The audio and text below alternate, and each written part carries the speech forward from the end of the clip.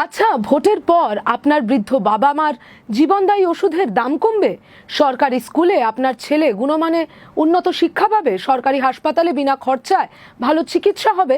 আচ্ছা, এই প্রশ্নগুলো কি আপনার হয়ে পার্লামেন্টে কেউ করবে? আমাদের গ্যারান্টি বামপন্থীরা করবে, কারণ ইতিহাসে লেখা আছে মেহনতি মানুষের পক্ষ নিতে বামপন্থীদের কোনোদিনও ভুল হয়নি। পৃথিবীর প্রত্যেকটা জনপদে হয়তো কোনো ফ্যাক্টরি গেটের সামনে, কিংবা হয়তো কৃষকের এক ফালি জমির মাঝে, হয়তো কংক্রিটের মিছিলে বেকারের কাঁধে কখনো লিঙ্গ বৈষম্যের বিরুদ্ধে উদ্ধত স্লোগান এসেছে, কখনো যুদ্ধবিরোধী মিছিলে শান্তির পতাকা হয়ে কাস্তে হাতুড়ি আঁকা ওই এক টুকরো লাল কাপড়টা কিন্তু ঠিক উঠছে মন্দির প্রতিষ্ঠার দাবিতে নয়, আম্বানি আদানির পকেট ভরাতে নয়, দুনিয়ার মেহনতি মানুষকে আগলে রাখতে। আইনসভায় আপনার আমার কথা সোচ্চারে বলতে, শোষণ বঞ্চনাহীন নতুন ভোরের স্বপ্নটাকে জিইয়ে রাখতে। আসন্ন লোকসভা নির্বাচনে রাজ্যের প্রতিটি প্রান্তে বামফ্রন্ট প্রার্থীদের জয়ী করুন।